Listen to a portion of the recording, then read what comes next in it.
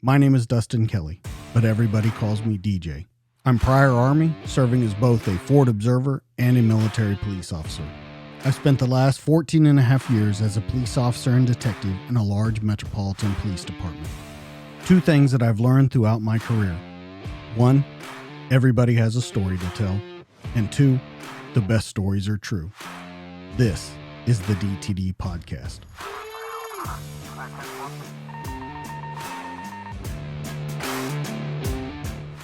And we're live.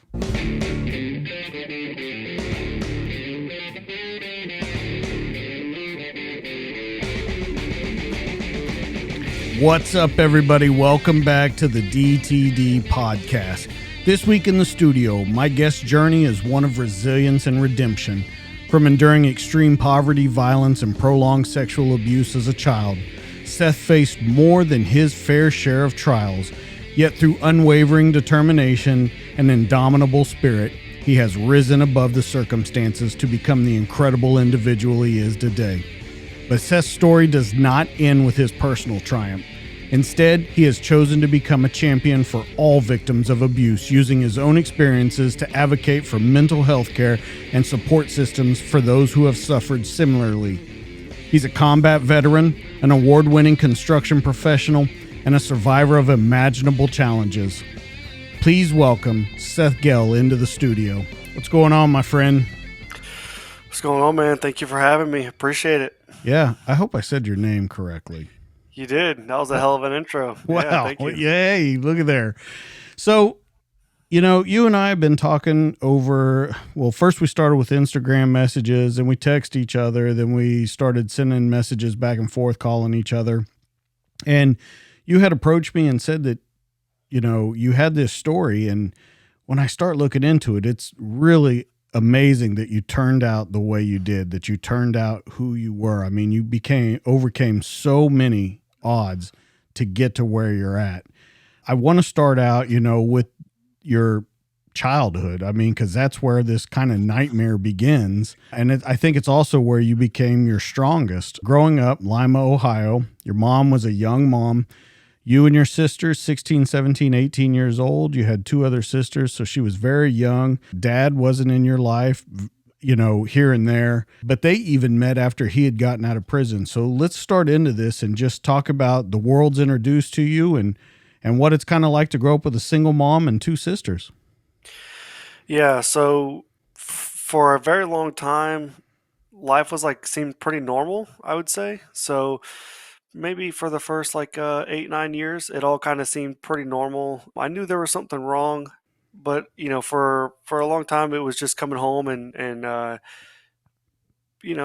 we played card games, and I can remember on Sundays we had these days where we cleaned the house, and my mom, I can just remember the music that was playing in the house, which was always like 90s R&B. That's still my favorite genre of music today, is just like R&B, just because of that.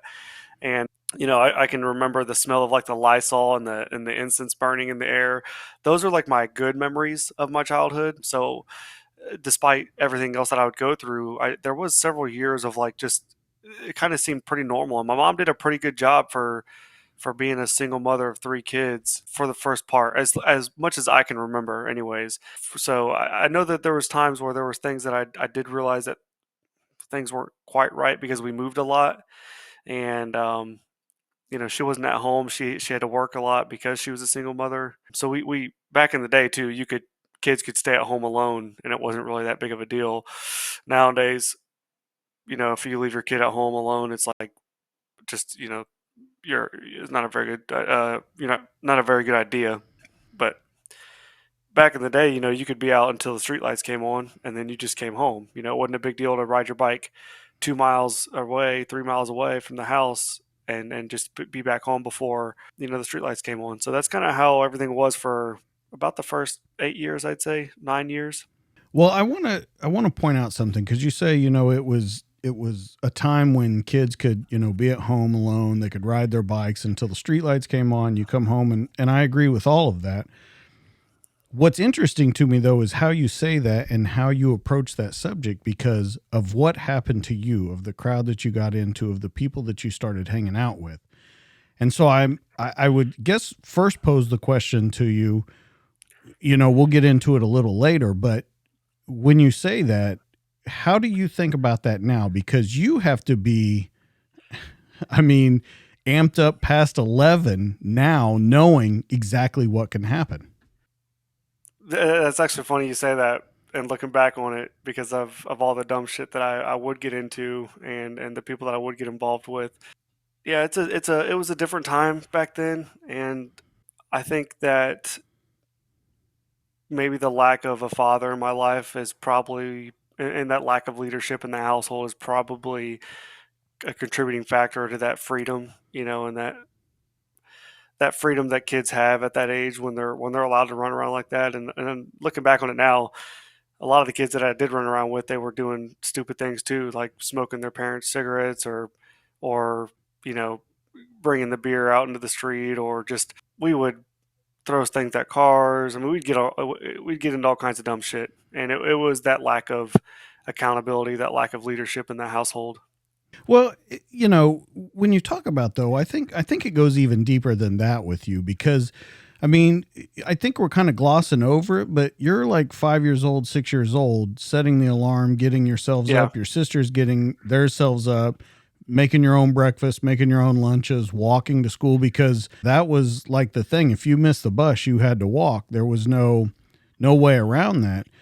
So I think to a certain degree, yes, you're right that you did normal kid things, but I think you also had to be very mature. And I'm almost wondering if that was more of a contributing factor to you doing the things that you did later on than anything else. yeah. Growing up and being that young, I have a 5-year-old daughter now, and looking at her, she doesn't she doesn't get up to an alarm clock. She doesn't do her own laundry. She doesn't make any of her own food. And yeah, that was we definitely grew up fast, but and I talk about it in my book that we had to. We didn't have a choice, because when we were that young, my mom would work during the day so she could be with us at night. And so we'd get home from school. I remember being in, I mean, it had to have been first grade, second grade, and we'd get home from school. My mom had a notebook every day laid out, and it would have 3 paragraphs, and it would have a paragraph for me, one for my older sister, one for my younger sister, and we would each read our paragraph, and that would tell us what to do for the day. And my chore might be, clean, do the dishes, and then whatever. And she would give us, there would be certain foods that we could cook, either stovetop like ramen noodles, or throw something in the microwave to kind of hold us over until she got home. And that's what we would do. At that young age, we'd come home and take care of the house, and then we'd go outside and play, or we would go outside and play first, and then hurry up and get home before mom got home, and throw all the chicken out or something like that, so you don't get your ass whooped for that. So yeah, it's interesting looking back on it. The last thing is, when you're that young and you're standing on the chair, like as soon as I could stand on the chair and reach the sink, I was doing the dishes. We were doing our own laundry. So yeah, by the time, I mean, hell, by the time I was 7, 8, 9, 10 years old, like, I could take care of myself. If I had the money to pay for groceries, I mean, I'd be paying for my groceries. Like, that's how capable we were. Here's the question that I have for you though. You said the lack of leadership in your house. It seemed like your mom in the beginning was very strong. But I want to talk about when they took your dad away for the first time and he had stabbed your mom behind the ear and that kind of led to the demise of them. Do you think that one, I want to ask you about your relationship with him. Do you think that him being gone made you a stronger man that you are today? And then number two, with your mom and him leaving the way that he left, do you think that she ever, I don't know if the word is blamed you guys, but definitely held it against you? So this, I'll answer the second question first because it's a Okay. little easier. I think no. I don't think she ever blamed us for anything, or held it against us at all. I don't think that. I think that she may have. My mom has always had a victim mentality, and so has my dad. And so I think that having 3 kids made it easier to be that victim. Like, woe is me. I'm a single mother of 3 kids. so everything that happens in my life is because of this, because I've made poor decisions. Well, not I've made poor decisions, but she didn't own up to any of that stuff, you know. So she's always had a victim mentality, and I think that's what I would say about that. I don't think that she held it against us, but she would use us as a crutch for to get help and to get people to take care of us from time to time. I think that's what she would do. To answer your first question, with my father, with him being gone, does it make me stronger? As a young man, no. I did not have confidence. I was yeah, man. If I would have had a father in my life, I think I would have been a much better kid. As an adult now, looking back on it, I am as the strongest, best possible father I can be because I didn't have that, and I'm a very intentional father now, and I'm very powerful about what I do as a man now because I didn't have that. But back in the day, I had a victim mentality as well, and I didn't. We didn't have that leadership, and even though my mom did a pretty good job as a single mother of three for like I said for a while, she wasn't. I say that, but I mean we were just surviving. She didn't really. I didn't have what a father should bring to a home. I think I didn't have the leadership. I didn't have the strength or the confidence that a father would. I think would instill in a young man. Yeah, and I think that I was so insecure about a lot of things. I was a small kid. You know, I didn't have like a dad to go home to hang out with and to for or for somebody to rough me up sometimes or to hold me accountable the way that a father typically would. I think in a household when you have a mother and a father, you have that balance where like typically the mother is going to be more caring and things like that or nurturing, and then the father is going to be that hard tough love.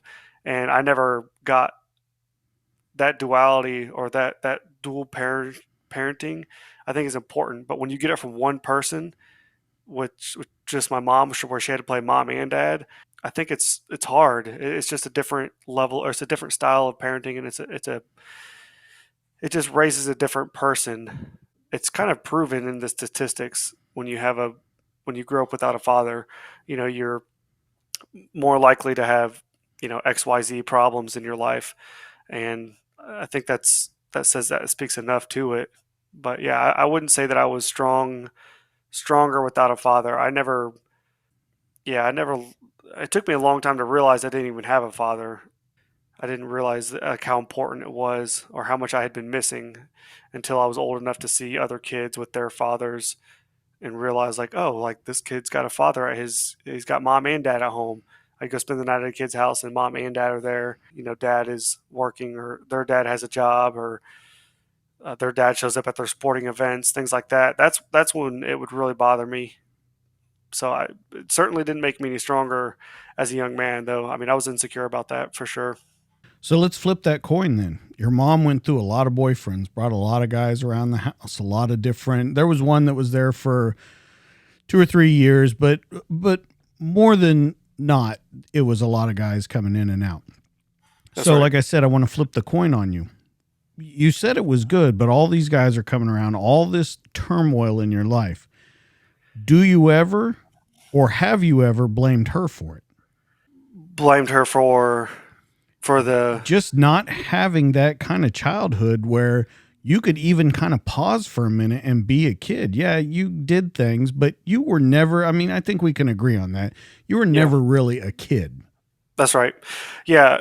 So blame is a strange word for this. I don't know if there might be a better word for it. I would say I hold her accountable for those things. I think blame kind of. I think if I said I blame her for my childhood and not having that innocent and that innocent fun that you should have for a long time as a child, it sounds a little harsh or something like that. But I would hold her accountable to it. I like if I was talking to her today, I'd say like, yeah, I mean, you kind of screwed us on that one, and it is what it is. Yeah, I mean, she there was definitely a lot of decisions that she could have made that were better, or that could have been better. As a parent now, and as an adult now, I don't know what is in me that made me who I am, and that I just have this spirit of like, I won't give up and I won't give in to these things that most people do. And when people most people do quit, that's when I just kind of push harder. And I think for her, as a young mother, she didn't have that in her, and she didn't have that leadership in her as well. Like, she didn't have a mom and a dad that should have led her the same way. Now, once again, you can look at it from two sides. You can say, well, she didn't have anybody to show her how to do all these things, and she was alone, and she didn't have any support, which is somewhat true. But on the same token, it's like, at some point you have to be an adult and you've got to own your shit, and you've got to, all these excuses just don't fucking matter. Like, you've got three kids you got to take care of. You've got to do what you got to do to survive, and you got to do the right things. And when she brought in all these different guys in the house, they weren't, you know, they weren't good guys. None of them were, except for one or two of them. And I don't know what happened with them. It's hard for me to answer these questions because I was so young that I say those were the good days, and those, because those weren't the absolute hell that was coming. Yeah, it's almost like it wasn't hell, but it was just outside the door. So it really wasn't that bad, but it wasn't. It definitely wasn't a traditional childhood, and yeah, a lot of that comes from her. Like I said, I wouldn't blame her. I just think that I would hold her accountable, though. I would say this is definitely her fault, what happened to us, but I don't hold anything against her for it. I mean, it sucks. It sucks I didn't get to have that innocent childhood and have a lot of fun, but Okay, so let me ask you then: is anger an okay emotion to have about it then? Because you said you would hold her accountable, but have you ever been, or are you still? Because I can't imagine that you can look back on it and not be angry. Or does anger even really do anything? I'm not angry. Yeah, I'm not angry at all anymore. I don't.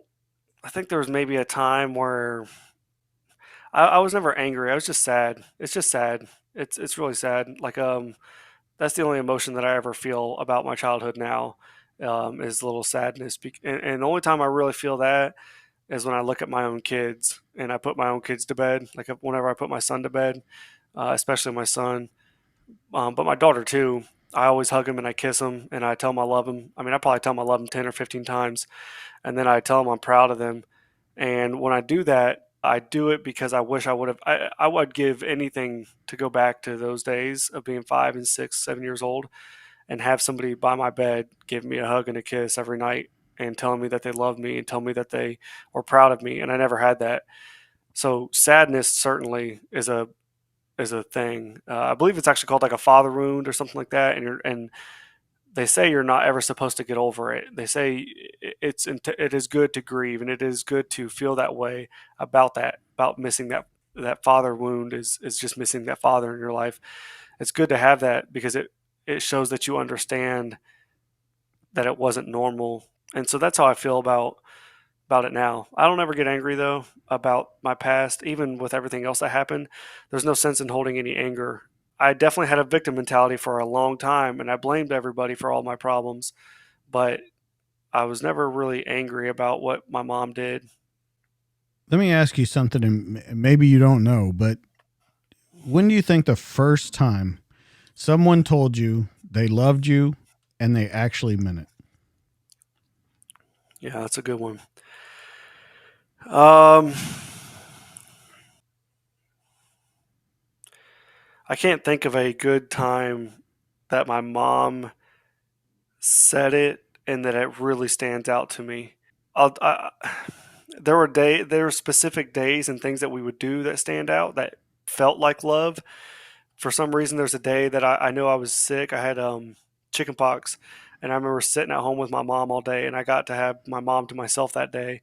And that day, for some reason, stands out. I just remember sitting on the couch eating chips with her and hanging out with her, and we were sharing the same bag of chips, and it just we felt I felt really close to my mom that day, and I don't know why that day stands out so much, but it does. And then there was another day riding around in the summer, and we were listening to like '90s rock, like I don't know, Nickelback, Stained, whatever. And there's a song that I think it's by Stained. Yeah, been a while. Yeah, been a while. That song came on, and I can remember looking at my mom because it kind of resonated where it's like it's been a while since I've been able to say I'm sorry and that I love you, and that's part of the song or something like that. And I remember like riding in the car, and it was a hot summer day, and I remember looking at my mom like damn man, like this is pretty cool. Like, and it was just a good day. It was like one of those good nostalgic days, but I don't remember a time where it was ever like an I love you moment or I'm very proud of you moment. The first time I can remember that would probably have to be when I was with my grandparents. I mean, my grandparents took me in right before I turned 13. That's probably the first time I can remember feeling any kind of like consistent, genuine love that is memorable. So when you look back on that now, and I mean, you're 13 years old. That's 13 years of going without knowing that someone loves you. I kind of want to know when that separation started happening, because I know that relationship with your mom, Hmm. it wasn't always great. It started turning. She became angry. She became more Yeah. depressed. She got into harder drugs and things like that. I want to know if you know, and maybe you don't because you were so young, when that split started to happen. Yep. I know the exact day. That's a great question. When I was about 9 or 10, oh, I said the exact day, but I was like, I think I had just turned 10, but we were living in this house and I was going up the stairs and I looked in the living room and my mom was in there smoking she was smoking weed, and that was 20 years ago, where weed was like really bad 20 years ago. And she was in there smoking, and they were always smoking. She'd smoked my whole life, like as long as I could remember. She'd always smoked weed, so it really wasn't a big deal to us. But I remember that day in particular, my sisters were smoking weed too, and and I was 9 or 10, so my sisters were 8 and 10 or 9 and 11, and at least my older sister was smoking weed with them. I don't know if my younger sister was yet, but I just remember looking in the living room and I saw that, and I always thought to myself like, that'll never be me. And not for the drug using sake of it all, but more so of like I just saw adults in there doing drugs with kids. And this was back when like the Dare program was real big. I don't really see much of that now, but back then it was really big. And so I just knew drugs were bad, and you know the marijuana is like the gateway drug is what they say. And so I just I looked at everything like it was bad. If you were smoking, if you were drinking, it didn't matter. It was bad. And that day, I kind of felt. I think that's what I contribute to the shift when things kind of got went south, because not too long after that, I talk about in the book where my sister was in my room, and I'm playing video games. She had just gotten in an argument with my younger sister, and so she comes into my room to vent and to talk about it. And she's sitting next to my door, and she's got her back against the wall, and my mom walks in and just turns, looks at her without any regard for like human life, basically closed fists, hammer punches her like in the face, bounces her head off the wall, hits her like two or three more times. And then I jumped on the other side of my bed, and my mom looks at me and says, you know, stop being a fucking bitch before I give you something to cry about. And when I tell that story, a lot of people for a long time think it's a lie or think I'm like making this up, because at 10 years old, like, why would your mom say that to you? And it's funny you asked if I could remember the first time that she said she loved me, or that I remember love. I can't really remember that, but I can certainly remember the first time I saw her closed fist punch my sister in the face. So that day really stood out to me, the day I saw her smoking.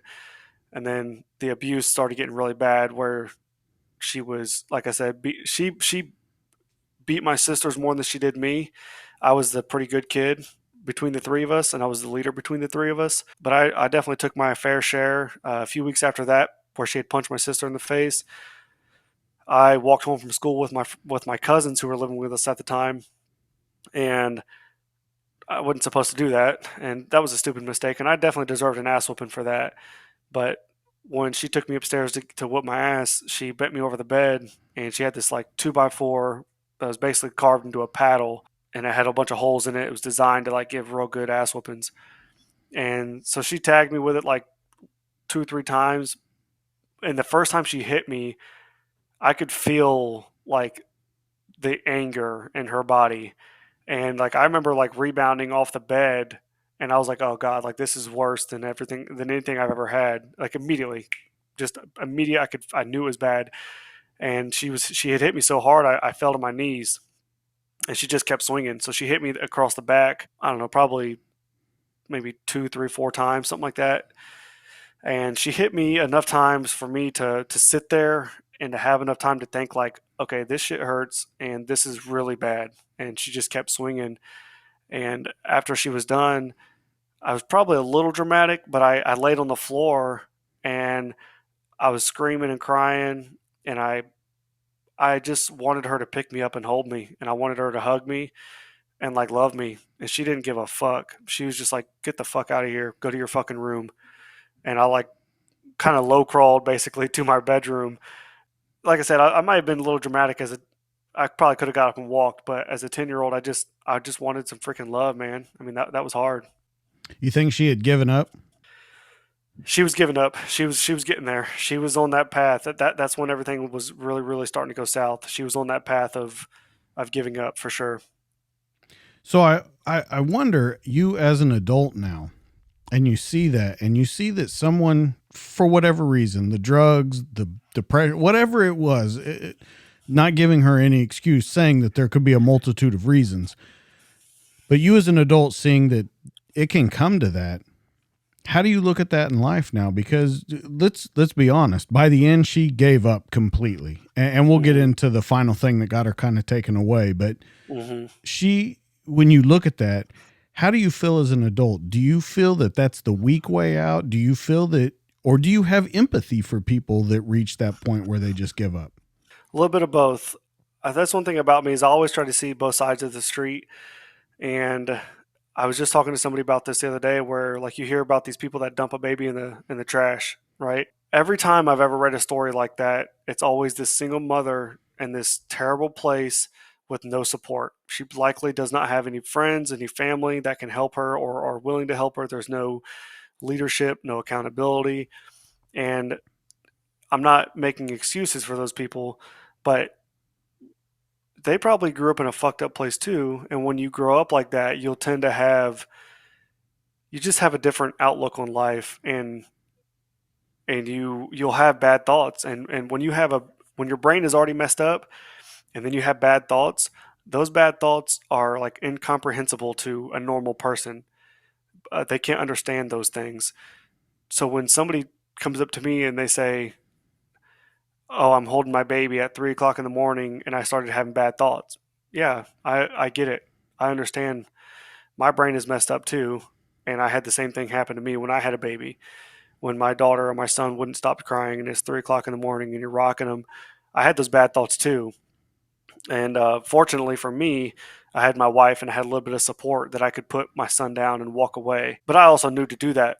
So inversely, when you have those bad thoughts and you have those bad feelings and you want to give up, I, I had the same thing, but I did something about it. I put my child down and I walked away before I did something bad, and I made the right decisions to set myself up for success.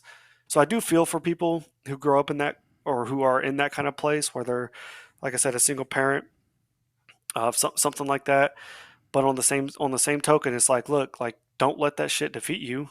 Like you can't let it defeat you, and you can't use it as a crutch. So I see both sides of it.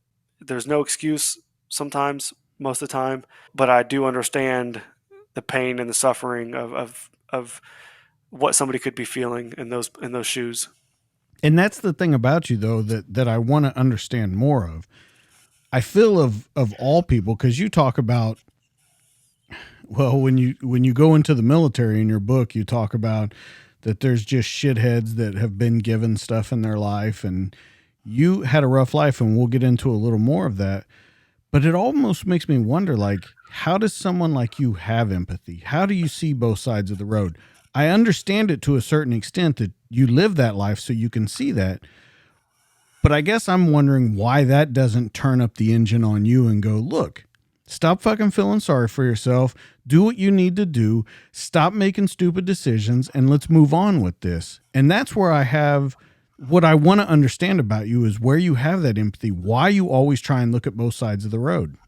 I always try and look at both sides, but there is a time where it's like, okay, no more. Like, no more excuses. This is bullshit. You're being a victim at this point. I definitely have that switch. So when people do come to me for help, I always empathize. I always trying to see it from their side of the street, and I always try and get their story. Now, if I've helped you, or if I've given you advice, or if I have tried to help you, or XYZ, like 2 or 3 times, at that point it's like, okay, you don't want to fucking fix it. You just want to cry about it. Then that's on you, because I know what it's like to be in those shoes. I know what it's like to be that victim, to have that victim mentality, to blame everybody for everything. I did the same thing. And eventually, I didn't even have anybody to like straighten me out. I read a freaking book by Jocko Willink called Extreme Ownership, and then it changed my whole freaking outlook on life. As cliche as that might sound, it's true. And so for me, I did it myself. I really did. I never had anybody who stepped in. So whenever I do step into somebody's life, and they're looking for some guidance, like I tried to help a bunch of veterans out when I was getting out of the Army, and I did help a bunch of guys out. But a lot of them, I would say, send me your resume. And it would take them 2 or 3 weeks to send it to me. And then when they would send it to me, I would say, okay, well, here's the next step. And then it would take them 2 or 3 weeks. And then they couldn't get anything done. And so then they would ask me, or they'd say, well, hey, man, this isn't working. And it's like, look, dude, you clearly don't give a shit. Like, I'm here to help you. But if it's going to take you 3 weeks, 4 weeks to execute every task I give you, I can't, there's only so much I can do for you. And if you're going to just cry about being a veteran and nobody's going to hire you because you're a veteran, then there's nothing I can do for you. So I do have that empathy for people, but there is certainly at the end of the day, to be successful and to get through hard times, you're just going to have to fucking put your boots on and work. Like, it's funny being like a motivational speaker or a keynote speaker or whatever. It's just a roundabout way of telling people to like stop being a bitch, basically. And It's funny and that you use those terms because yeah. that's exactly what your mom told you that stood out so much in your mind. And so it's Yeah. funny when you say that to tell people to stop being a bitch. Yeah. Granted, they're two completely different things, but Yeah. my whole point of it is that's where I feel, and I keep asking you about that. That's where I feel that some of this stuff from your childhood kind of stuck in you, and you were like, yeah, yeah, I don't want to be that. And granted, it was completely fucked up, the stuff you're talking about and the stuff we're about to get into. But I think it really made a difference in your life in the end. And I think if you take stock and you look back over the whole thing, that you grew way more than you thought you did.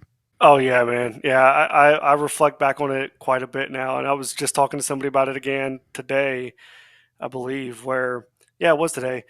Where for a long time I was the way I was because of what happened to me. Right. I grew up with a single mother. I didn't have a father in my life. I grew up on welfare. I got bullied, and this is why my life is the way it is. This is why my personality is the way it is. This is why I'm an asshole. This is why you know, I took so much pride in speaking my mind for the longest time. In reality, I was just being a blatant asshole, and there's nothing prideful about that. A lot of people think that is, hey, you say what's on your mind. Well, look, man, there's a difference in saying what's on your mind and just being a freaking asshole all the time unnecessarily. And so I took a lot of pride in that, but I said, well, I am the way I am because of what I've been through. And that's a victim mentality. And what I do now is I walk into a room and I say, yeah, look at me. I didn't have a father growing up, and I'm still going to do better than you. I'm still going to show up earlier than you. I'm still going to work harder than you. I still go to the gym. I run. I still am a better father than you. Like, I use it as a fuel now, but for a long time it was a victim thing, and now I'm like, dude, I've already been through so much shit. Like I'm not, this ain't gonna stop me. This is not gonna be the like today, like nowadays, this is not gonna be the thing that's gonna stop me, whatever it is. Going getting up on stage and speaking in front of people, that's not gonna be the thing that defeats me. I don't know what's gonna stop me or what's gonna finally get in my way that I can't get over it, but it's not gonna be I haven't found it yet. Okay, so let's get into this. So you're 10 years old, from what I understand from the story, everything that I've read and heard. 10 years old, but you're hanging out with people probably 15 years old, 16 years old, Yep, that's right. just kind of hanging out with them, doing whatever it is they do. You're introduced from this 15-year-old that you're hanging out with to a guy that's like 30 years old. And he wants you guys to come hang out with him. Now, I want to look at it both ways again. I want to look at it from when you're a kid and you as a father now, looking at this 30-year-old man. And I wonder how you look at your mom in this perspective, because you actually went to her and talked to her about going with this guy, hanging out. And she was like, well, as long as your 16-year-old friend is there, cool. It makes no sense to me when I hear the story. It doesn't at all. Yeah. Why a mom wouldn't say, who in the fuck is this guy that wants to hang out with you, and not a 15, 16-year-old? So can we look at it in both ways, you as a father now and then you as a kid, and how you kind of sorted through all that? Yeah, so I'll give this kid a name for the sake of the story so we don't get too caught up. We'll call him Jacob. Okay. It's not his real name, but we'll call him Jacob, the 15-year-old. So Jacob was like my best friend at the time. We had kind of been hanging out for like 3 months, probably pretty consistently. Like every day, I'd go over to his house and hang out with him, and he knew something was wrong at my house, so that's kind of why he took me under his wing and kind of took care of me. And then, yeah, one day this other guy walks in the house and walks into Jacob's house and to pick him up. And I was there, and this guy's 6'5", 380 pounds. He's like 30 something years old. I remember the first time I talked to the guy, he'd asked me if I like playing video games. I said, yep. You like football? Yep. Buckeyes? Yep. Cool. Do you want to come up and hang out, play video games with us? And I was like, hell yeah. Like, yeah, I'd love to. So I went home and asked my mom. Now, looking back on it, yeah, fuck no. Like, if my kids ever try to hang out with anybody older, no, it's a no every time. Put my foot down, no. That's one thing I wish my mom would have done, certainly. I wish a lot of people would have done over the course of the next 5 years, and people just didn't do it. So I don't know why. And that's, if any, for whoever's listening, yeah, man, if you see a grown man hanging out with a little kid in your family, you need to put a freaking stop to that, because that's just weird. And what happens to me happens to so many people. It's incredible. And all it takes is one person to intervene just one time and just stop it. So, but at the time, I didn't think anything of it. I was just like, whatever, like, let's go hang out and play video games. And my friend Jacob had known him for several years at this point, and so I was like, yeah, man, whatever, let's go do it. And we went up there, and his little like studio was a freaking kid's paradise. There was 3 or 4 TVs, multiple game systems, a couple computers. He had a table in the middle of the room that was like we played like Dungeons and Dragons, like role playing stuff. And then you could eat pizza, drink pop and coffee and energy drinks all night long, and it was just like a freaking paradise. It was a escape. And at that point, that's when my mom was starting to get more abusive and more violent, and so I could get away from that on the weekends and go up there and party it up. So as you're doing this, is anybody checking in now? Not intervening, because we know not that, but are grandparents checking in? Are cousins, or are even your sisters? Is anybody checking in? Because from the way I understand the story, and correct me if I'm wrong, but you started hanging out there more and more and more. I mean, it got to be where it was almost a continuous thing. And even when you were home, we'll talk about the phone calls and stuff. But is anybody at all saying, "What are you doing? Why are you gone all the time?"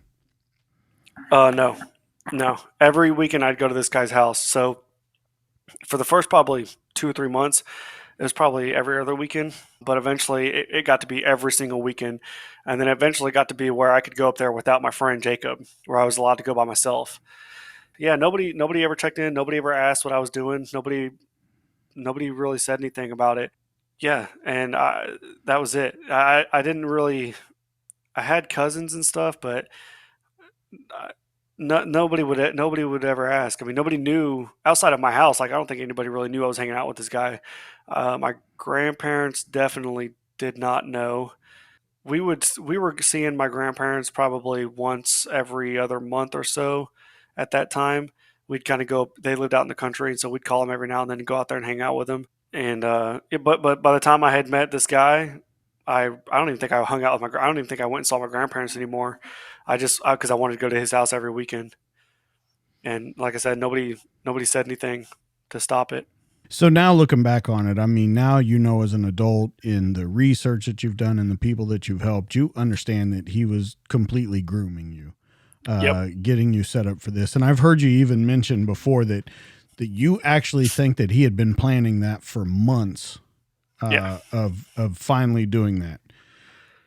And so I got to understand when it happens so young and you don't really know what's going on. The problem that I have and I want to understand from your mentality was that not only did it start to happen, but you when you would talk on the phone with him, you would use code so no one knew what was going on. And I don't want to use the word protect because I don't think you even knew that kind of word in your mind.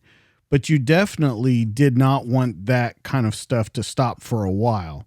So I've got to understand how that affects you in your mind, how you start to look at the situation, because I really want to understand when you say, because it went on for so long with no one saying anything and you not ever walking away. And it even took you afterwards a long time to actually turn into the authorities and stuff. So Hmm. can we walk through that, of how your mind changed and how, because I have some other kind of follow-up questions to that.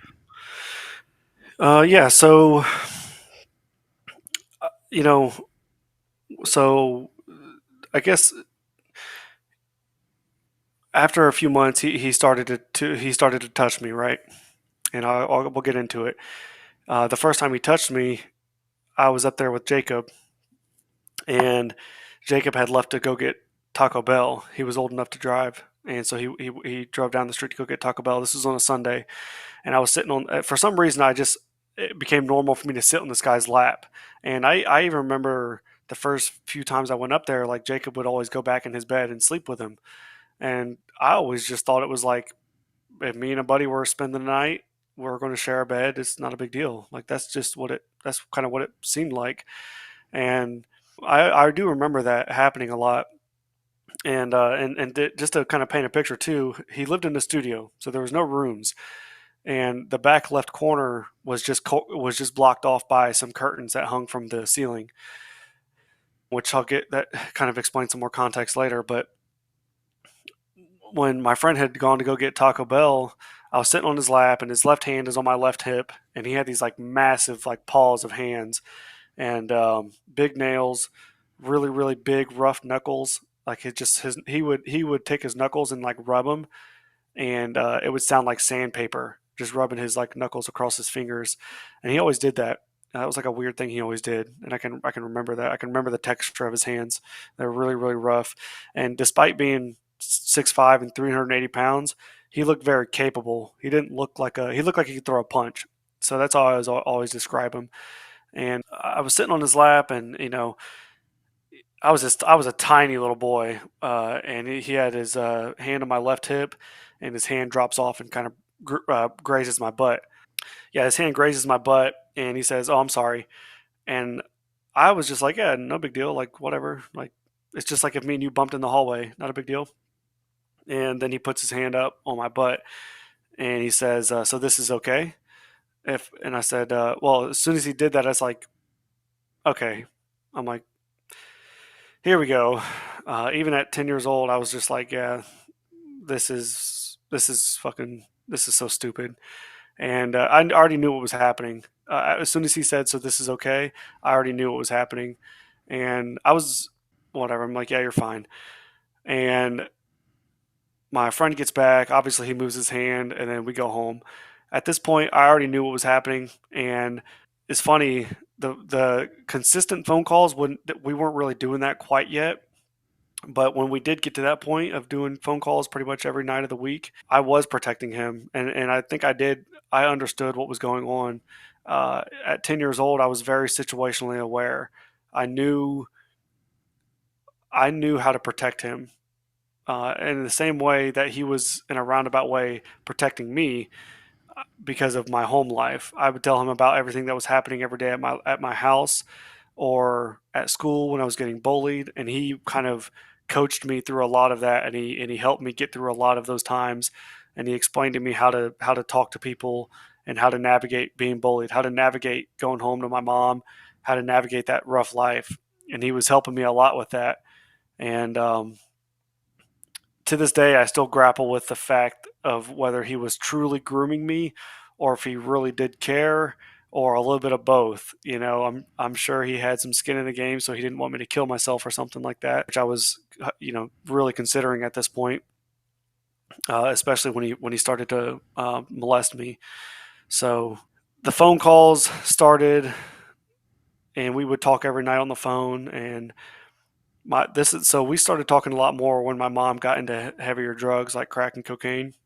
She had met a guy who was actually like a pastor or something like that at a local church, and that guy got her hooked up on crack and coke. And at that point, Monday through Friday, I was living a different type of hell. I was living in a house. It's like a double, so we were on one side, another family was on the other side, and we shared a basement. And I remember the reason why I bring that up is because when we first moved in, we didn't have any utilities, and it was in the dead of winter in Ohio. So we ran a extension cord through the basement to steal from our power, or steal from our neighbor's power, so that we could have some sort of heat in the house, which wasn't much. And my bedroom upstairs had hardwood floors, and they were buckled all the way across, meaning that they were cracked and they kind of stuck up, and it kind of felt like you were walking on rocks. And that happens when they're exposed to weather. Whenever hardwoods are exposed to weather, they'll do that. And I say that because my bedroom had a hole in the ceiling that was about 4 feet wide and probably 2 or 3 feet deep in the corner of the ceiling. It was like the entire corner of my ceiling was missing, and you could see straight into the attic. You could see straight into the structure, and there was no insulation. The elements were coming straight into my bedroom. And so that's my mom put me up there like no hesitation, just threw me up in that room, and I slept on a little 4-inch mattress, a thin little blanket, and I pissed myself every single night. And every night or every morning, I'd wake up freezing cold in my own piss. And at this point, I certainly, looking back on it, have no respect for what my mom had done at this point. I think everything prior to this house, I can try to find some sort of empathy, but at this point, none at all, because this was total bullshit what she was doing to us at this point, with the drugs and the people coming in the house, and she was selling our food stamps for drugs, a lot of bad shit, and every single day. I mean, probably 10, 20 people would come in my house, and they'd walk right to the back where the bathroom was, and they'd go back there for 8 hours like it was their job, and they'd be back there doing drugs. And I just remember the whole house kind of stunk. It had like a musty smell to it from the drugs. At least I think so. But at that age, Monday through Friday, I would see people that were so high they looked like zombies sitting on my couch, and at 10, 11 o'clock at night. And I mean, we'd sit there and look at them like, what the hell is going on? Me and my sisters would.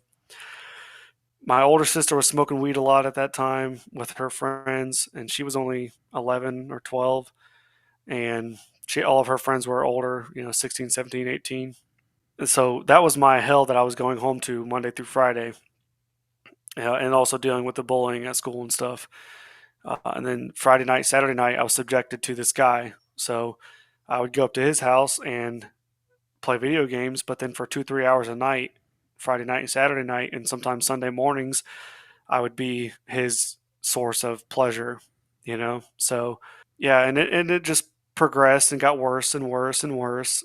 it's the way I look at it is like if you take a girl on a date, first night, you might get to hug. Second date, you might get to, I don't know, give her a kiss on the cheek or something. Third date, you might go back to her house and cuddle for a little while, and then eventually, it just progresses. And so that's essentially what happened. By the time I was 13, I had experienced every sexual experience that you can have with this grown man. And I'll never forget the first time that I guess I call it the summit, or the I don't know what the word is for it, but his final act, or whatever you want to call it, where he had finally reached the point where I let him rape me, basically. And I remember, he had this jar of Vaseline next to his bed, and I always looked at that jar for several years like it just disgusted me, because I don't think the lid was ever on the jar, but I could always see the scoops where his fingers, the divots where his fingers had gone in to scoop out Vaseline, where he had used his fingers on me previously. I always say, I like to tell the story this way because it lets people know that these people aren't like monsters. They're not like savage people. He was a very kind guy. He was so kind that he trimmed his nails for me so that it didn't hurt so bad when he would use his fingers on me. And I say that because people, like I said, they think of these predators like these people that are just ruthless, and they don't look like a nice person. And this guy did. Outside of all this, he looked like a completely normal, nice guy. He could make anybody laugh. He could talk to anybody about anything. He was really smart. But uh, I've got to understand, he is a monster. Absolutely, yes. But they A don't. They hundred don't. percent. They just don't look like it. Is what I'm saying.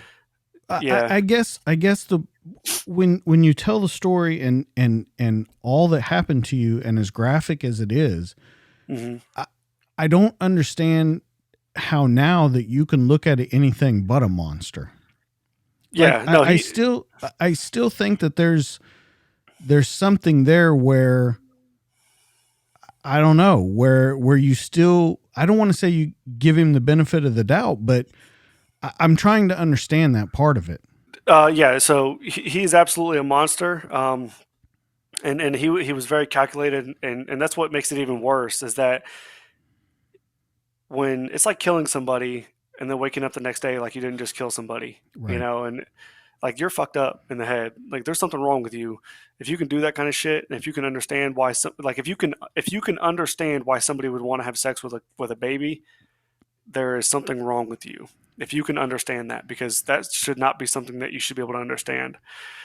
So I kind of say that, tell that story that way, because outside of that, whenever he would meet anybody, he was just so kind and so friendly.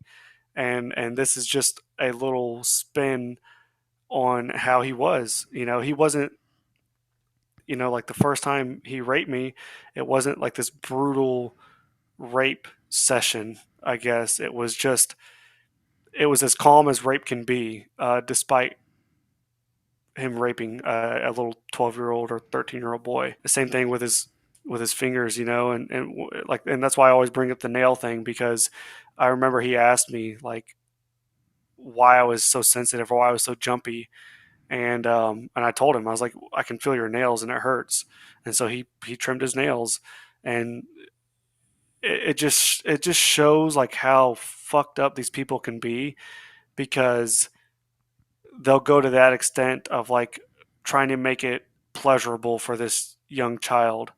Where I think that if he would have just like brutally raped me, I almost don't even think that's as bad, because that's like a savage way to do things. But he took it upon himself to make it as enjoyable for me as he could, or not enjoyable, but for him that's probably what he was doing, but for me it was just less painful, basically. So I understand too that with all of this going on, you fall into a deep depression, very justified in that. School becomes bad. You were a straight A student. You're making D's and F's. Your home life is a catastrophe, like we've already talked about. What do you think it was that made you get through this and not end up committing suicide?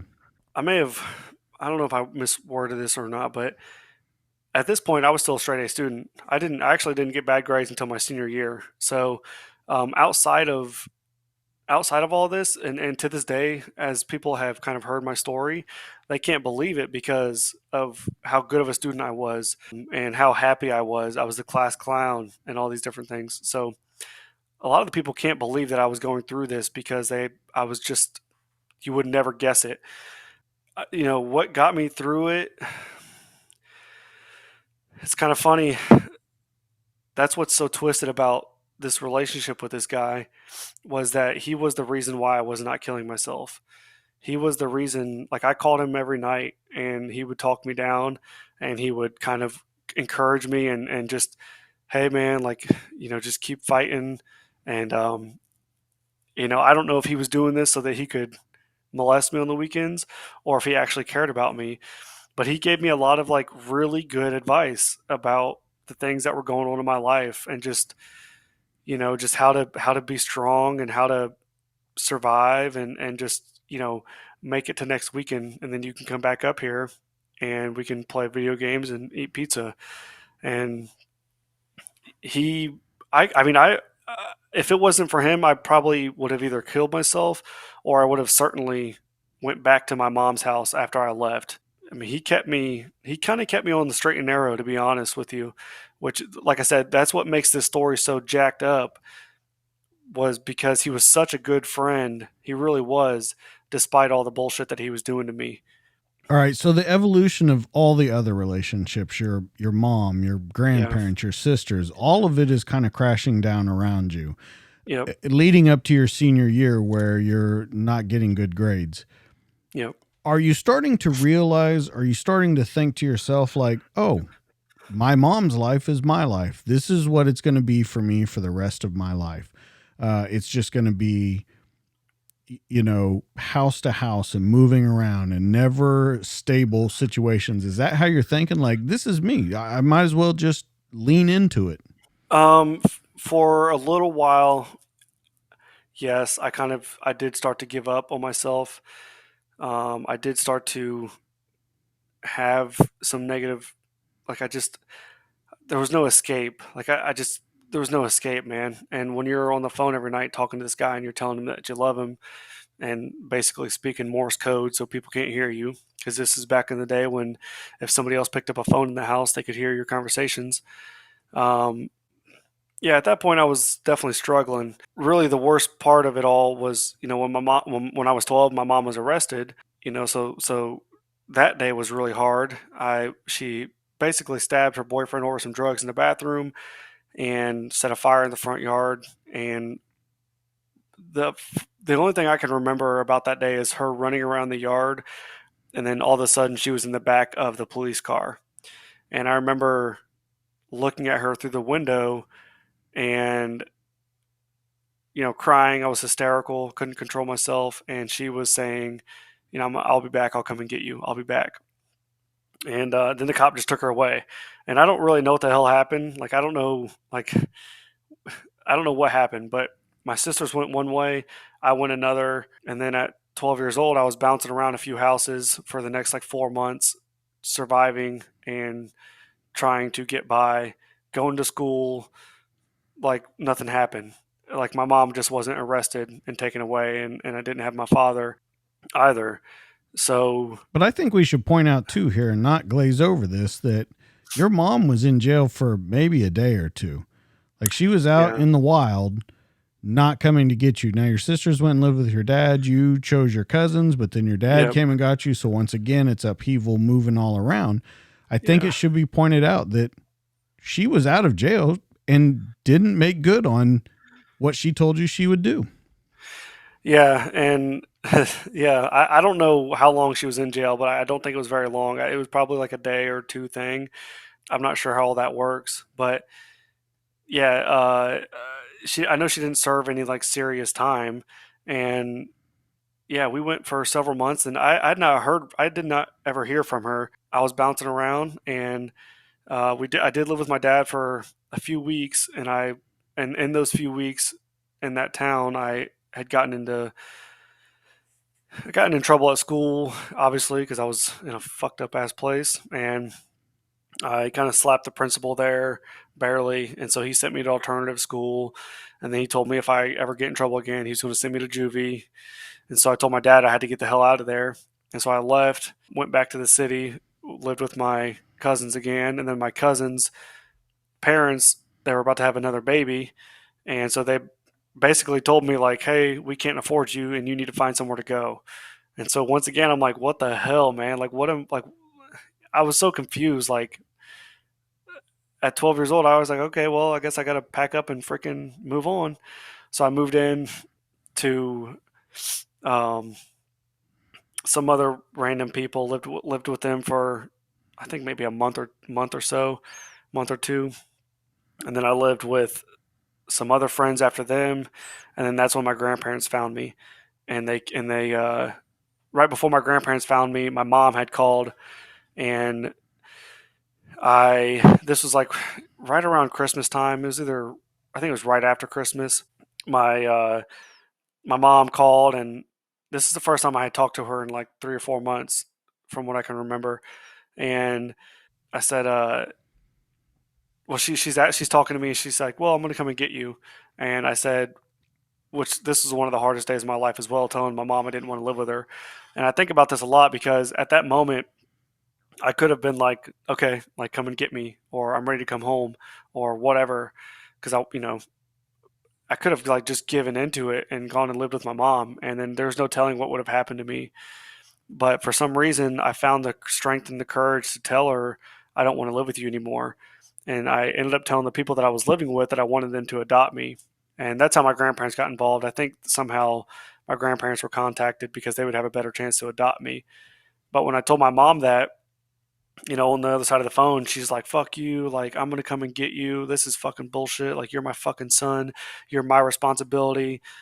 And, just yelling and screaming at me. And so I just broke down. Like, I was heartbroken. I was so scared because if she would have came and got me, if she would have found me, there's no stopping it. Like, those people didn't have any rights to me. So she could have just came and took me. And, so the fact that she was out of jail and she didn't come and get me is like a blessing because I don't know where I would be had I gone back to my mom's house. And when my grandparents picked me up and they asked me if they already had my sisters at this point, and I don't know, they had my sisters for like a couple weeks, and I don't know where the hell they got them from. But I remember showing up to my grandparents' house and my sisters were there, and I was like, what the hell? And I was kind of surprised. But my grandma had asked us if we wanted her to adopt us at that point, and I said yes without hesitation. And my sisters at first said yes, and then they would talk to my mom, and my mom convinced them to go back to live with her, which was just, I even told my sisters, like, you guys are fucking stupid. And I was like, look, we got a warm house, we have food every night, grandma and grandpa have nice cars, we have a chance to have some nice clothes, like, and we have a pool. Looks like we have money. Like we have this big house. I was in it for all these material things. I wasn't even in it for the love. I just was tired of being a fucking poor kid. And I was tired of being around all the bullshit. So I wasn't even in it for the right reasons at first. And still, my sisters just they took off and they went. They told my grandma they wanted to go back to my mom's house, and so my grandma reluctantly drove him back to the city, cried her eyes out, and dropped both my sisters off back with my mom. And I stayed with her. I stayed with my grandma and my grandma and grandpa. And it's funny. I wanted to go hang out with my friend still. My the abuser. And so I tell my grandparents like, hey, I got this friend that I want to go hang out with. And I tell them who it is, and they're like, fuck no. And I'm like, well, why not? And they give me all the reasons. And what's crazy about this too is I was molested when I was about 5 or 6, and I was molested by a babysitter. And we told my grandparents about that. Or I told my grandparents about that when I was younger. And so when I brought up this guy, she was like, no, like we're not doing this again. So I defended him and I said, he's not like that. And I brought up my friend Jacob, and my grandparents knew Jacob. And I was like, he's Jacob's known him for a long time. He can vouch for him, blah, blah, blah. And so my grandparents are like, well, we got to meet him. So the guy shows up to my grandparents' house, and it's almost like a prom night kind of situation, like he's got his best gray sweatpants on, his best 5XL red t-shirt on, shaved, washed his hair, and he shows up to the house like this, like, he's ready to go. He's ready to play the game. And he shows up, and he does, and he makes my grandparents laugh, and boom, he's in the door. And I was up at his house that weekend, getting abused again.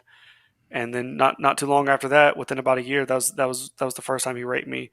And despite living with my grandparents at that point, and at least being out of the hell of my mom's house, that night that he raped me, I went off to his toilet. That was the night that I was like, my life is over. There's nothing else I have left in this life. I was scared of having AIDS. I was scared of having HIV. I didn't know how any of that shit worked. And I was scared about that for the next 15 years, almost 10 years of my life. Even when I joined the army, I was scared that I was going to get a blood test that came back and said, you have AIDS. Even when it came back negative, I was scared that 3 more years from there, they were going to say, hey, the test was wrong. You have AIDS. So I was scared about that for a very long time. But especially that night, my life was over. There was nothing I couldn't tell anybody. I gotta ask, what finally stops this from happening? What finally sets you on the path to get this guy put away where he needs to be put away? Yeah, so I had a younger friend, a kid that was about a year or two younger than me, um, and he was hanging out with us one night, and I was almost 16 at this point, so I was a month away from being 16, and doing the math, I had been sexually abused probably close to 300, maybe 400 times over the course of 5.5 years at this point. And we were up at his house on a Saturday night. We're playing the video games, and my younger friend goes back in the guy's bed with him. And this is the first time I had ever seen him go back in the bed that I can remember.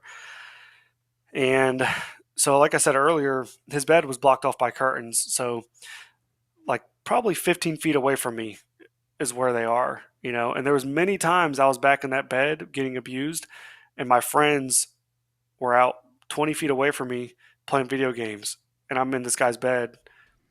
I mean, that's how close we were. Like you could talk to each other, and it was just really bad. So I was sitting there playing the game though, and I saw my friend go back there, and it just hit me. I was like, I'm not letting this happen to somebody else. And I messaged my friend Jacob on the video game. That Jacob is the one who introduced me to him 5 years ago, and I said, hey man, I need you to come over to my house tomorrow. I got to talk to you about something. And he says, okay. So that's kind of what happens. And that night, a little bit more. I won't get too deep into this, but I thought I was going to be murdered that night because as I sent that message, the abuser came out of his room and kind of walked over to the computer where I was playing the game. And I'm certain that he saw that I had sent that message to Jacob. And he's smart, right? These people, if you're going to have a fetish for fucking kids, you got to be a smart, calculated, strategic person. Otherwise, you're going to get caught, right? Just like anybody who's committing any crime. But these people are got to be really good because of the nature of the crime. And so, I'm sure he saw that message, and I'm sure he knew something was up because the whole mood changed that night. He got really quiet.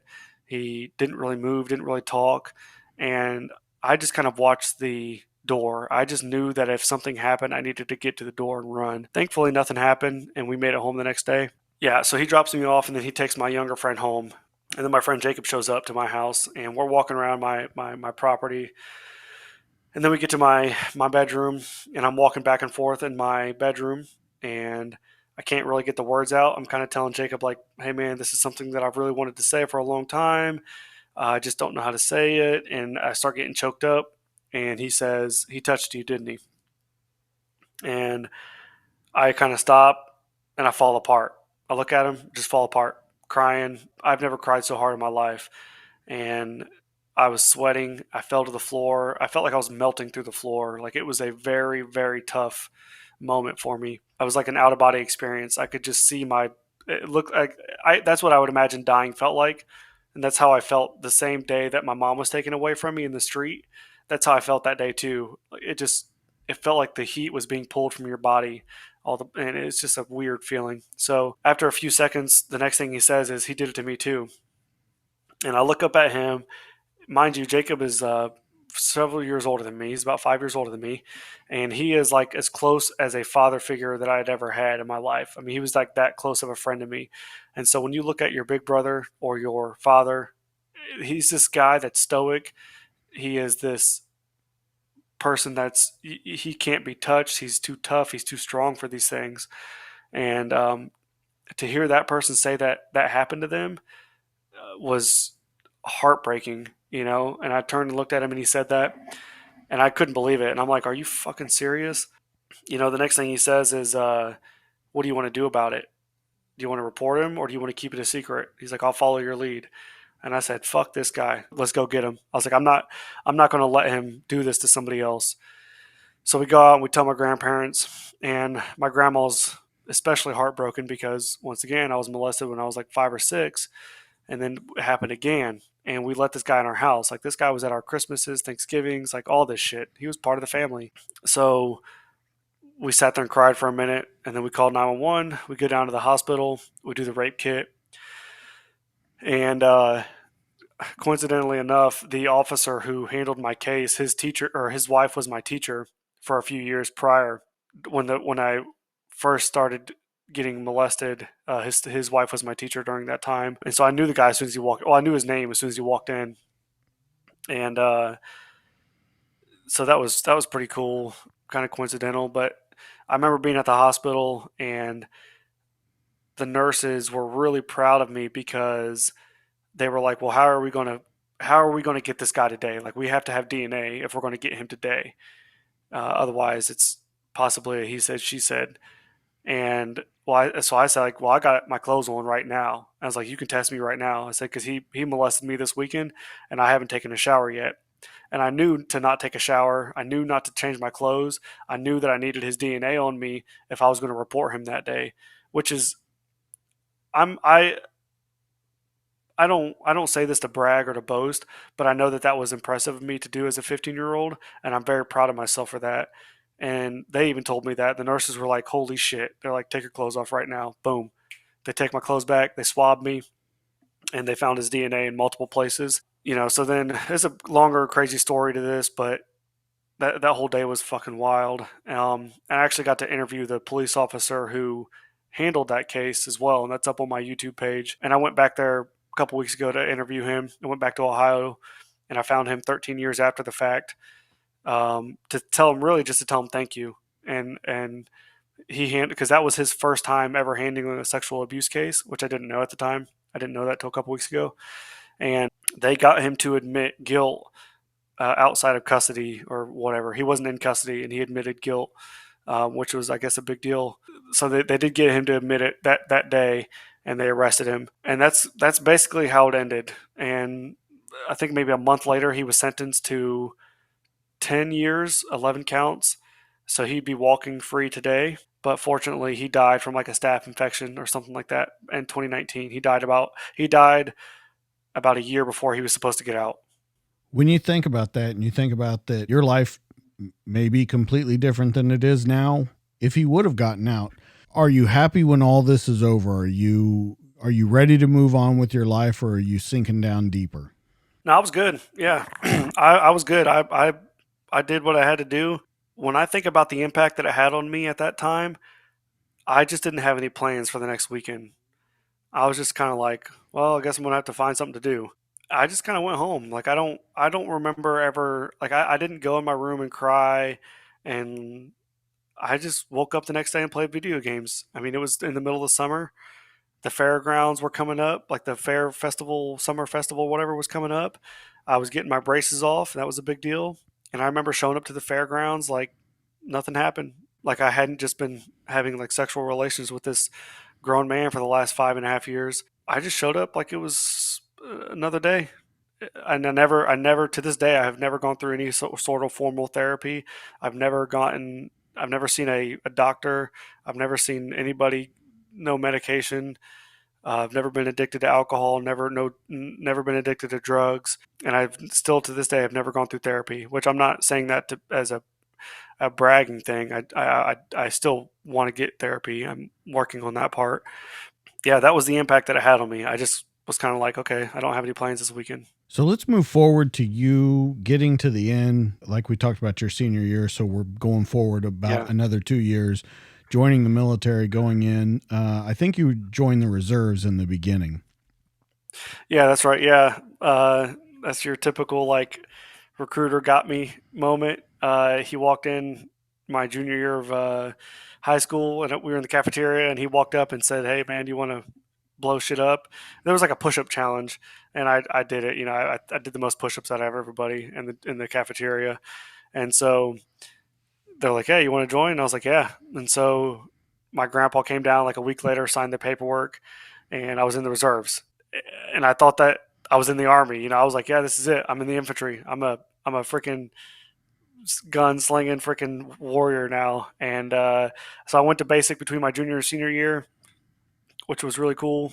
I was really happy to do all that. Really proud. I remember getting to basic and just thinking to myself like, "These motherfuckers ain't got shit on me." Like I just had this chip on my shoulder. And I was nothing impressive. I was a fat little turd, but I had the wrong outlook on life at that point.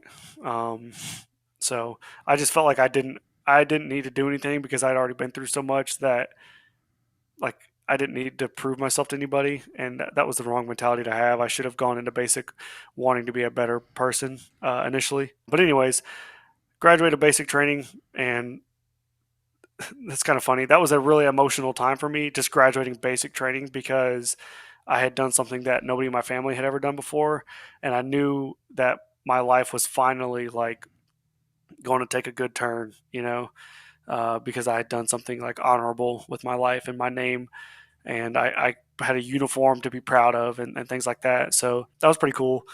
I was really emotional when they told us to put our berets on when you do the final thing in basic and you put the little beret on. And what's funny about that is I put it on. I didn't know how to fucking put on a beret, so I just put the shit on my head. And my drill sergeant, like I'm like sitting here holding back tears, and my drill sergeant looks at me and is like, "Who the fuck are you?" Like Chef Boyardee, like just starts getting in my ass and comes up, makes fun of me, and just rains on my emotional parade. But anyways, um, yeah, graduate basic, go back to high school my senior year. I lived in Florida for a couple months, and because I was in the reserves in Ohio, they basically were telling me that if I didn't come back to Ohio, they were going to kick me out. And I didn't really know what all that meant. So I was like, okay, well, I got to go back to Ohio. So I went back to Ohio with my brother. He was in college at the time. I lived with him and lived with him for a few months. And then I lived with some other people so I could go back to my old high school. And yeah, my senior year was really hard. I was living with a family that they are the best people I've ever met to this day.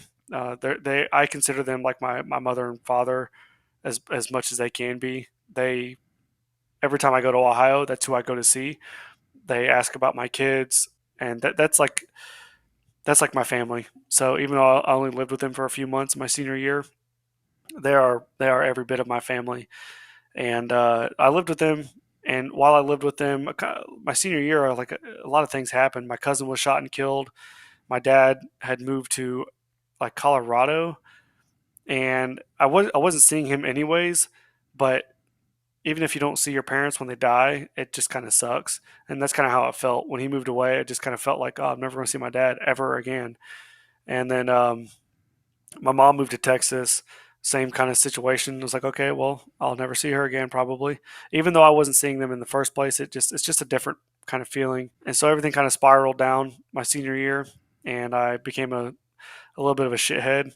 I got perfect grades the first semester, so I knew in the second semester it didn't really matter what happened, I was going to pass. And so I just showed up and just didn't give a shit at school, just freaking bare minimum effort, not even that. And Here's where I got to stop you, though. I got to ask you, you've just been through all of this shit, the worst life ever. You yeah, get straight A's, you do all of these kind of things. you come to this family who you still to this day consider family, that you consider them your mom and dad, and they take care of you, and they bring you in from the cold and all this kind of stuff, and then you act like a shithead. Yep. I gotta understand how that happens. Like, mentally, where are you at with this? Because I get where you think about your dad and mom leaving and things like that, but with as much as you say you see both sides of the roads, I just don't understand how you can't see at that time, like, hey, these people have made a different life for me.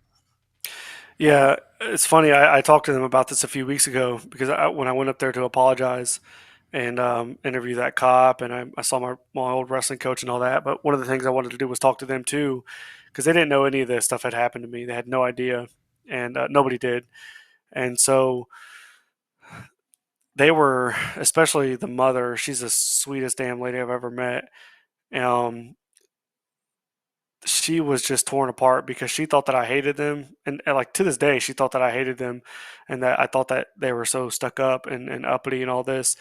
But what I still struggle with this today. Like if somebody walked in and if I was in a good mood, and somebody walked in and was like, "Hey, you're in a good mood," sometimes for some reason I'm just like, "Get the fuck out of my face!" Like I'm in a good mood. Like so fucking what? Get out of my fucking face.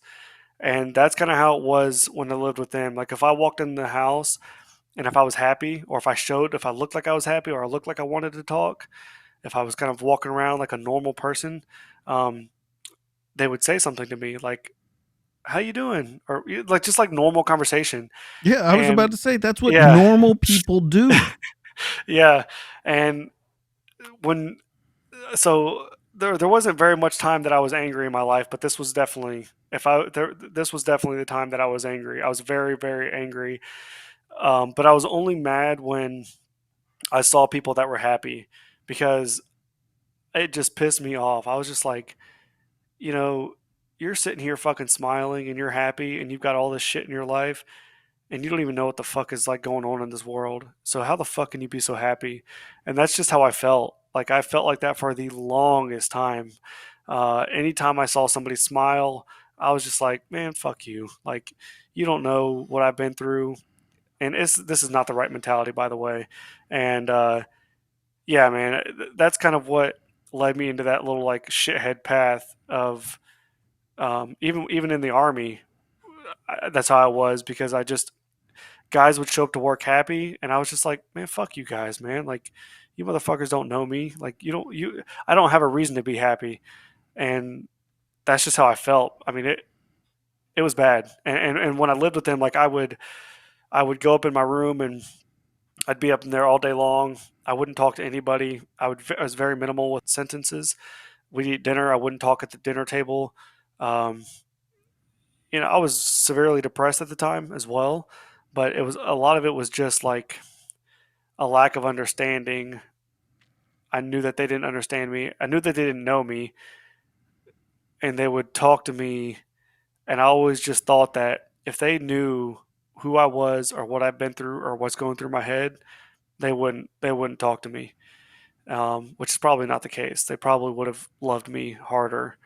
And it's scary, man. When you go through a lot of shit like that, it's like you don't even want to be loved, because it's like it's fucking scary. It's like almost like letting that guard down and letting somebody into your life to take care of you and to change you. So it's pretty scary. So where's that switch then? Because we talked in the very beginning, and I said, when was the first time someone said they loved you and truly meant it? And you were like, I don't know. Yeah. I felt love. How do you get to the point though where people are trying to love you? Your grandparents, for one, these people, they're trying to love you, and you're like, you know what? I don't need it anymore. Where is that switch flipped? Yeah, so it's kind of funny. I'll kind of go back a little bit here. When I turned 14, I came home from school at my grandma's house, and she had baked me a cake. And I got off the bus and I walked in the house, and she was singing happy birthday to me, parading around the house. And there was nobody there. It was just me and her. And she's like real happy to, bake me this cake and surprise me. And man, I regret this so bad. I was just like thinking to myself, I'm like, get the fuck out of my face. Like, I'm fucking 14. Like, leave me the fuck alone. And I was like, oh, thanks. Put the cake down. I don't even think I ate any of the cake. I just went back to my room. I was like, I don't give a fuck. Like, because she had showed so much love, I was just like, yeah, fuck you. If I would have came home and she'd have been like, happy birthday, asshole, that would have felt more normal to me than what she had done, because of everything I had been through. And what's funny about that is I went back to my room and I called the abuser and I said, man, I was like, you're not going to believe what just fucking happened. I came home from school. My grandma baked me this cake and was singing to me like I was fucking 8 years old. And he told me one thing at that time. He said, well, he was like, would you rather come home and your grandma beat the shit out of you, or would you rather she cared about you enough to make you a cake? And at that point, that's actually what flipped it for me to love my grandparents a little bit more and to be more appreciative of them, was because he kind of dropped that hard truth on me. So with my grandparents, I did love them pretty deeply after that, and I was very thankful, and I was a lot better as a child with them from that point forward. Now, as an adult, well, even my senior year when I lived with those other people who just wanted to love me, you know, that was a tough time. I wish I could go back and just accept it for what it was, and change and just be a happier person. Unfortunately, we can't do that. But I, what I can do as an adult is I can go back and apologize, and I can explain kind of why I was the way I was. And to this day, I still struggle with those feelings. Like, I still struggle with showing up to places and people are happy, and I'm still like, why are you so happy? Like, you don't have no problems in your life. Like, you're not fucked up, because I'm fucked up, and it's hard to be happy sometimes. And so, Yeah, but a couple things. One, you have to understand everyone goes through that. Not maybe not to the level that you did. And number two, when you say I've never done therapy, I've never talked to someone, I've never done one, I disagree with you. I feel that this is definitely a form of therapy with what you're yep, doing now, with how you're trying to help people. But number two, you recognize it, you see it. So I don't understand why there's that disconnect where you go, okay, it's time. I need to go talk to someone. I need to get this out in the open. I can't understand that coming from you. yeah, that is a I've heard this from several people. Like, when I hear people tell their stories, I agree too with what I'm doing is therapeutic, and even listening to other people's stories is therapeutic. Like, whenever I get on here and listen to people's podcasts, it helps me understand why I am the way I am, and like, oh, these people think these thoughts too, and this is how they get over it. So that does help me a lot, and that's actually what made me want to start telling my story even more. Is that somebody else can get on here and listen to my story and be like, holy shit, like, I went through the same thing. I'm not alone. Yeah, acknowledging it, the ability to acknowledge your problems and acknowledge that you need therapy and then not go and get it is like bullshit. And I agree with that on my part too.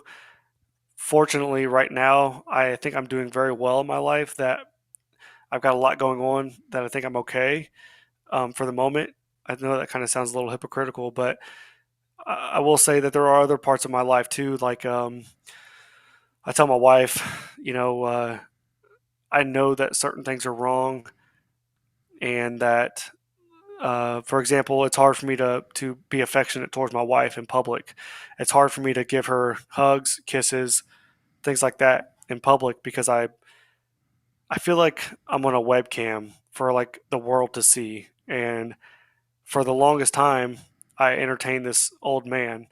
I mean, I just told her the other day that he actually, I forgot all about this, but he made me wear this like leopard thong around his studio and like parade around for him. And so I have those like same flashbacks when I love on my wife in public. Like, if I give her a hug or a kiss in public, or even in front of my kids, or if like somebody sees it, it just brings back this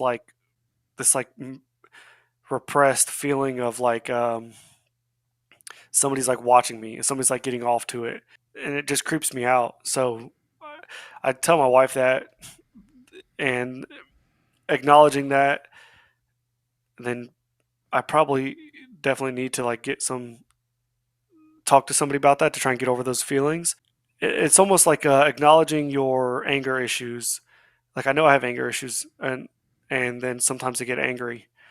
Um, Even though I acknowledge it, sometimes you can't control the response. And I hate to say that because I don't ever want to like look for pity, and I always tell my wife like I know sometimes I freak out, and when I do, I'm sorry. Sometimes I can't control it. It sounds weird because if you know it, like you should be able to control it, but you just, for me, sometimes I can't. Sometimes I say the wrong thing or do the wrong thing and I don't even realize it. Like I have conversations with people and I won't even respond to them. My wife will ask me a question and I'll answer it in my head. I'll have the whole conversation in my head and then I'll just like walk away. And then she'll say like, "What the fuck are you doing? Like, are you going to answer me?" And I'm like, "What do you mean?" And she's like, "I just asked you a question." I said, "Yeah, whatever," and then I'll like answer the question like I just answered it to her, but I really just had the whole conversation in my head, and I do that all the time with people. I do it at work, and I do it in other places as well. And that's like one of these like weird things that I have where I know that it happens, and when it does happen, I don't control it somehow. I don't know if that answers your question or not. No, it does. I want to take that kind of forward into when you go active duty because you sign in as an 18 X-ray, which is going to put you in the Special Forces pipeline. Which after you go back, because they sent you there because what was your original MOS? I was a 91 Juliet. It was like a some sort of mechanic. Okay. So when you go back active, you're gonna of course go the 18 X-ray route, special forces. So since you didn't do combat or infantry or anything like that, you have to go back to kind of a 4 weeks. You do that, you have jump school, you get through 2 weeks of jump school, you get booted from jump school for missing when they come and check the barracks. Yep. They send you to Fort Stewart in Georgia. They don't let you leave. You start your infantry career. I think you're a mortarman when you start your infantry career. And you move to the 82nd. I've got to understand again where when you talk about this kind of stuff and you say, well, I have this and I have this plan and I have this, and then it gets changed on you. How are you dealing with any of that kind of stuff? Because, like you said, your life is just now getting in order, yet you keep hitting stumbling blocks along the path.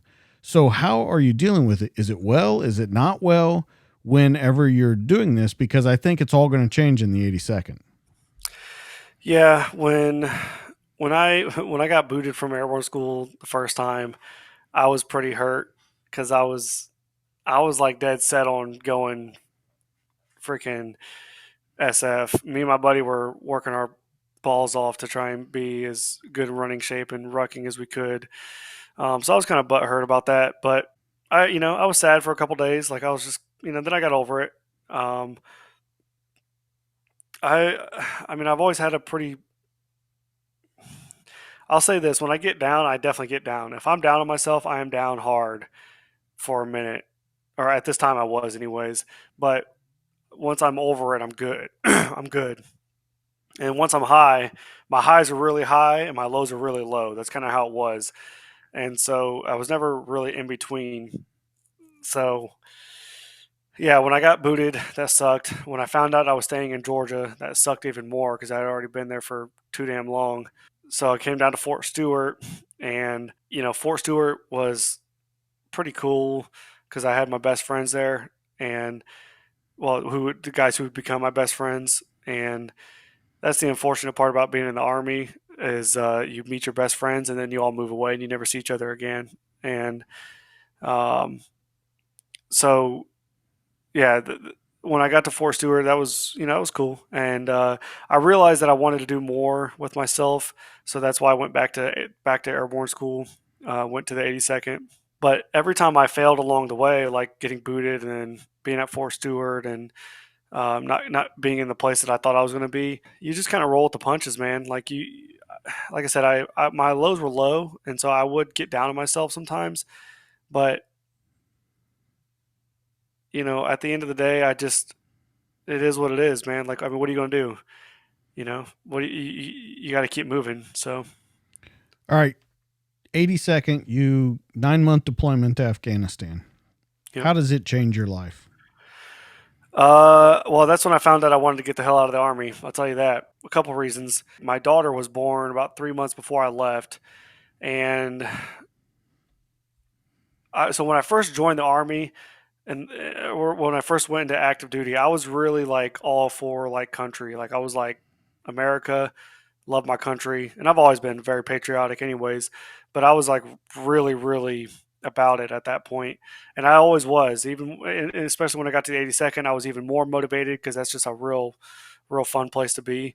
And then my daughter was born, and then I went to Afghanistan, and I was excited to go to Afghanistan. I mean, I was super, super excited. And what changed for me though was this just I just thought about my daughter like not having a father, and we were there for about a month. Two guys got killed. One of them had a pregnant wife at home, and I just thought to myself like, man, I couldn't.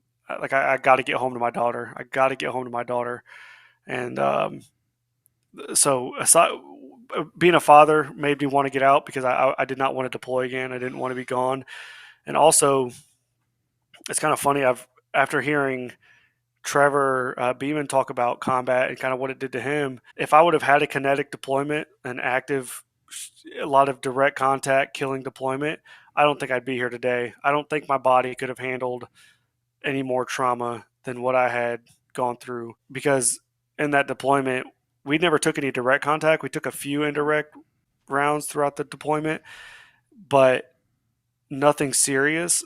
And I think that if I would have experienced anything really traumatic, I wouldn't have made it out. I would have killed myself, or I don't think I would have made it out because when when we were over there, the one time we got to go out of the wire and kind of be an infantryman for at least for my company, we were picking up bags of shit and bottles of piss that had been laying around this fob for probably fucking 10, 15 years, and that's what we were doing, and it was like humiliating. I was a team leader in the 82nd Airborne, and I'm trying to like keep these other guys motivated to keep picking up bags of shit and bottles of piss. And that was the day that I was like, I'm fucking done, man. Like I missed my opportunity to go SF or some sort of special operations where you're not doing that bullshit like the regular army does. And so I knew I was done. But like I said, I'm glad I did all that because it gave me the perspective that I needed, and I'm glad that my deployment was easy because like I said, I wouldn't have made it out if it was super crazy. And right after Afghanistan, like I think maybe 3 months after Afghanistan, 3 6 months after that, I started my PCS or my ETS process. All right, I want to bring up something because we're kind of drawing to the end. You get out, you get into construction, you become kind of the person that you're going to be. Yeah. Because I think you're finally now out of the military. You've done this. You've been through everything that you were through. You start kind of realizing maybe who you are. I don't think you're fully there yet, but you're realizing who you are.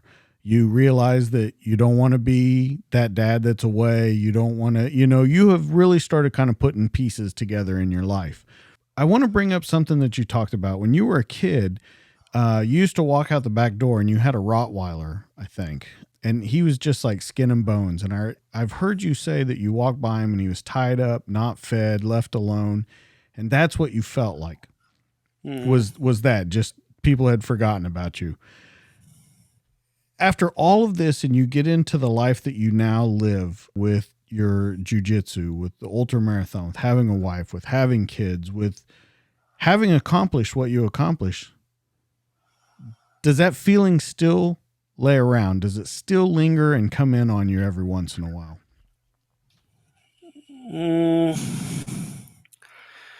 I don't think so. Not anymore. I don't think I've had any real negative thoughts and like a year or probably almost 2 years at this point, maybe 2 3 years now.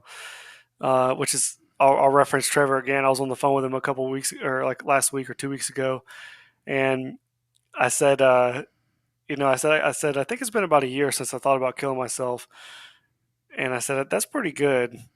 Because when you live a life like me and him or anybody else that's had a tough life, a good year that's a big deal.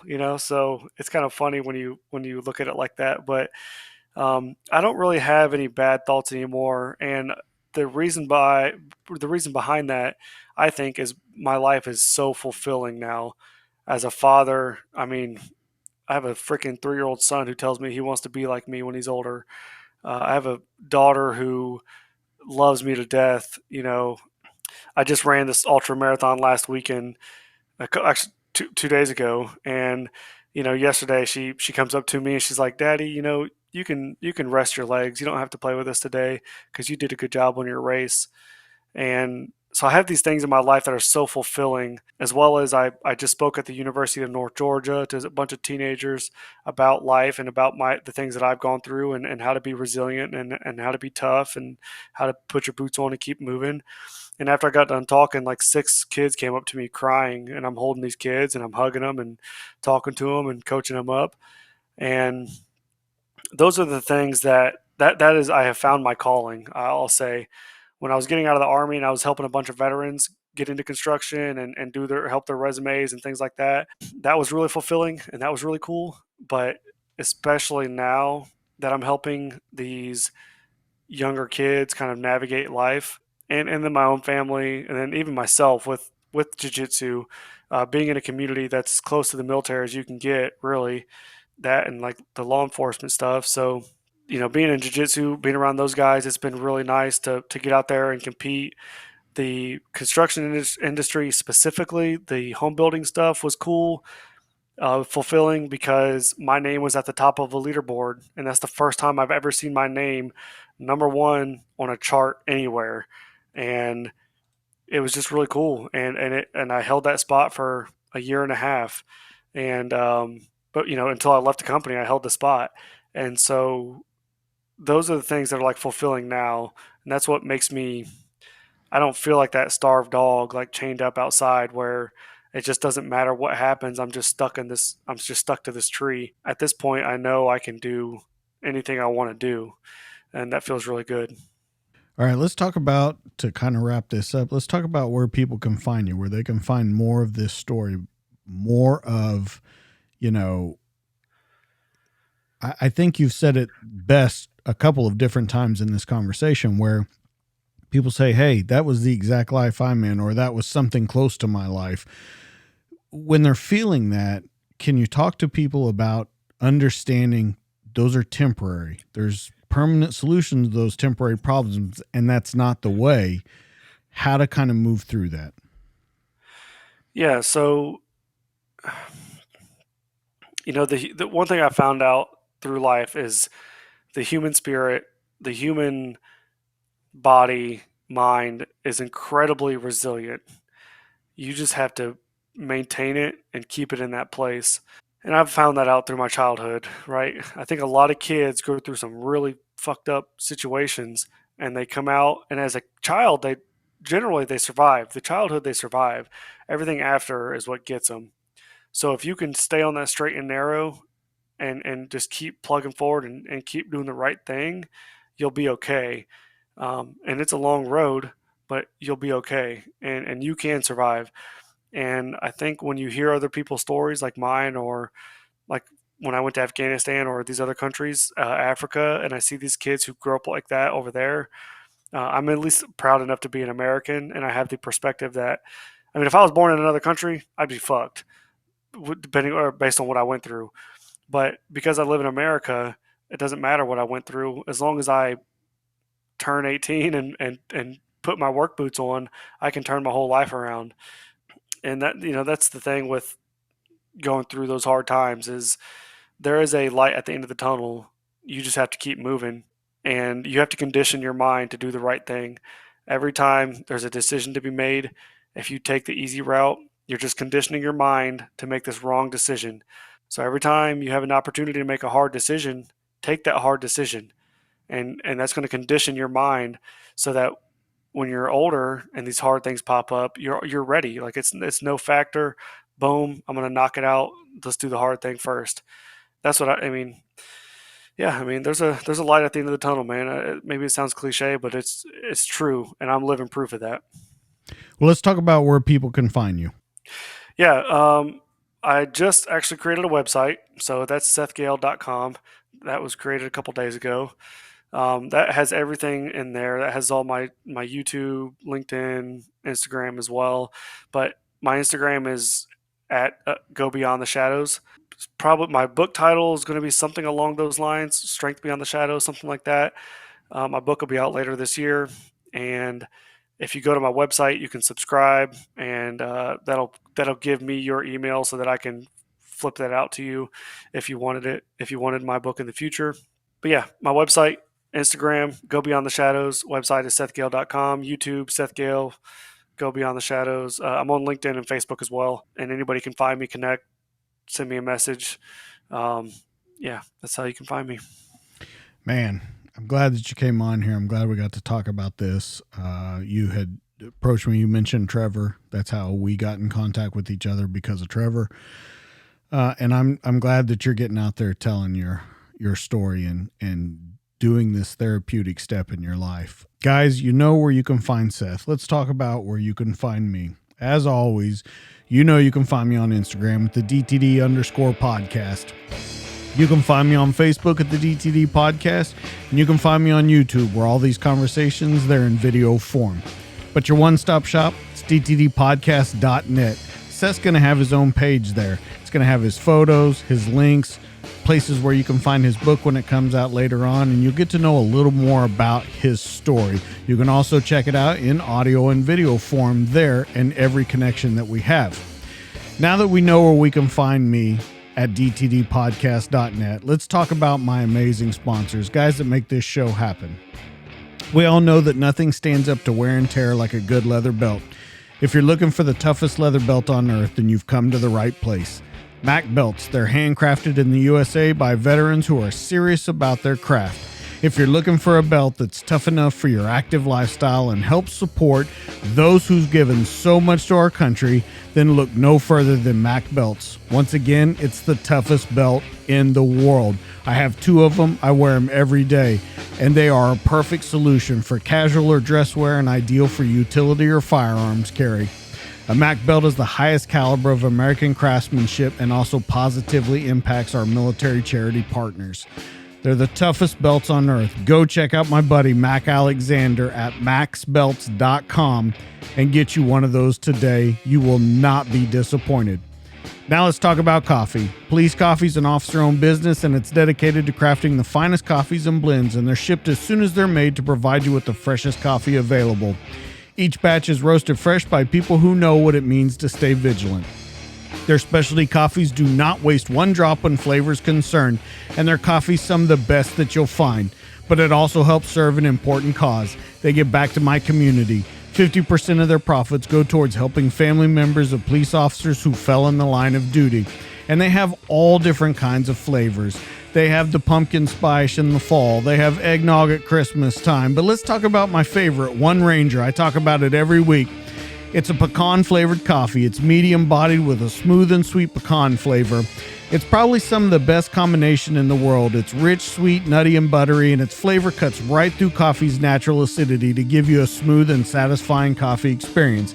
And if you go to policecoffee.com, they have whole bean, ground, K-cups, dog treats, coffee mugs, anything that you could possibly need to entertain yourself with coffee, or even your feline friends, or I guess canine friends as it would be. It's all there at policecoffee.com. DJ K10 will give you 10% off your order. Guys, thank you so much for coming by. Seth, I want to thank you once again for telling your story, to have that bravery to come out and tell exactly the way it happened. Guys, that's going to be it for the show. That's Seth. I'm DJ. Catch us on the next one. We'll see you later.